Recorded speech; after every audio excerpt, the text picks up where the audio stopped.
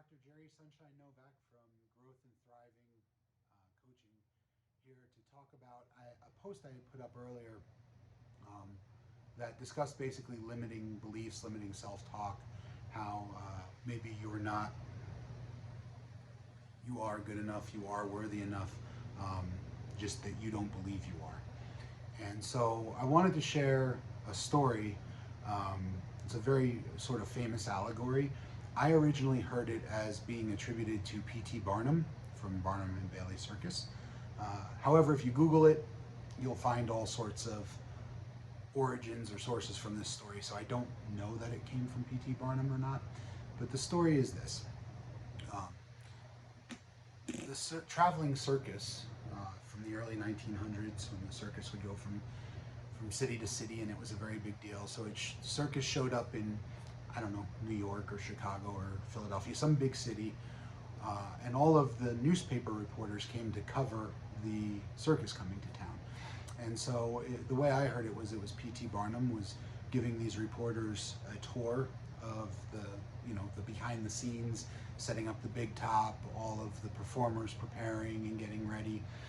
And as he was showing them around, they passed a giant African elephant, and the back leg of the elephant had a rope tied around it, and the other end of the rope was tied to a stake in the ground. So one of the reporters asked P.T. Barnum, "Hey, can that rope really keep that giant elephant in place?" And P.T. Barnum said, "No way. If that elephant wanted to, he could march right off and pull that stake out of the ground. He wouldn't even realize he did it." And so, of course, the reporter asks, so why doesn't he?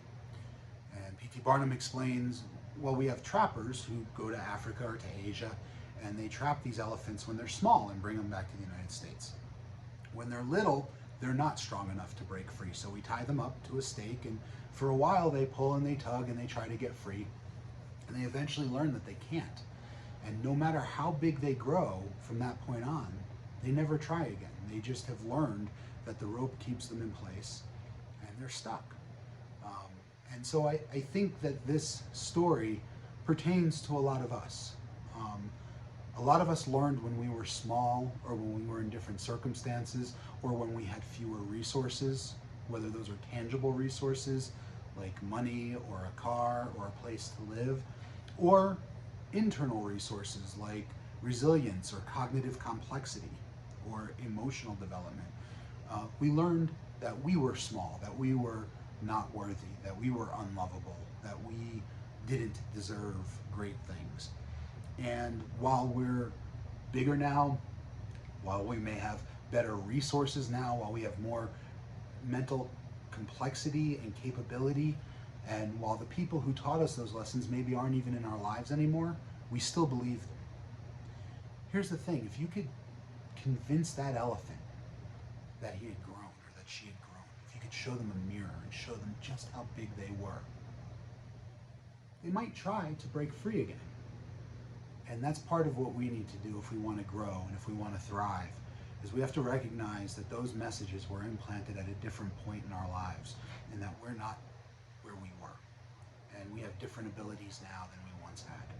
And we can choose, with some work and maybe some tools, to see ourselves in a different light and break free from those chains.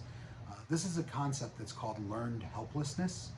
I think the term was originally coined by a psychologist named Martin Seligman, who did research using dogs. And what he would do is he would have dogs in a crate, and the crate was closed, and he would run a mild electrical current through the floor of the crate.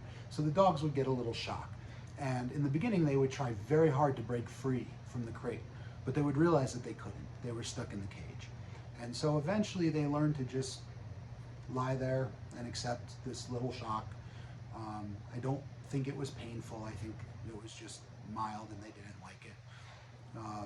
But what Seligman found is that if he put the dogs in the crate with the door wide open, they didn't even have to push it, wide open, and ran an electric current through the floor, the dogs would still stay in the crate. They had learned that they were helpless against receiving this electrical current, and they stopped trying. So if you want to pursue a life that feels meaningful, that feels like thriving, that feels like growth and great things, I would encourage you to look around and recognize that the circumstances in which you learned your limiting beliefs and your self-deprecating ideas might not be your circumstances now. And you might have the freedom to learn to see yourself in a different light. It's my personal belief that as opposed to learned helplessness, helplessness needs to be learned. I believe that human beings, that for us, thriving is actually our natural state. I think all else being equal, if we were never abused, if we were never mistreated, if we were never manipulated, if we were never deceived, our normal state would be to gravitate toward thriving, to create lives that are meaningful, to create lives that feel important to us, to give to others, to help people, to help ourselves. But very often early on, not always, but very often early on in our childhoods, we learn different lessons about ourselves and what we deserve and how worthy or valuable we think we are. Maybe it's time to start looking at those lessons again and looking in the mirror and realizing that the elephant has grown. So please, by all means, leave a comment, leave a question. I will reply to everyone. If you want to spark a conversation, leave your comment or question just below this video in the comments section.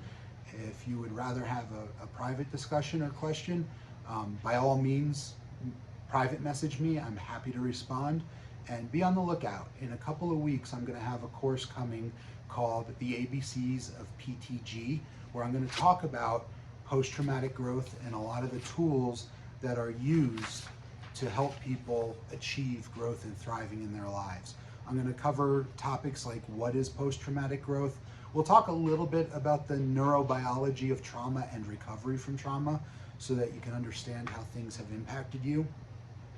We'll talk about grit and hardiness, about growth mindset and fixed mindset, about physical wellness and physical well-being, meaning making, mindfulness, shame, vulnerability, and self-compassion, and learn how to tie all these things in. This will be an 8-session, once a week for 8 weeks, virtual, available, like I said, in a couple of weeks. So keep your eyes open for that, and be sure to hit me with your comments and questions. Thanks so much, everybody.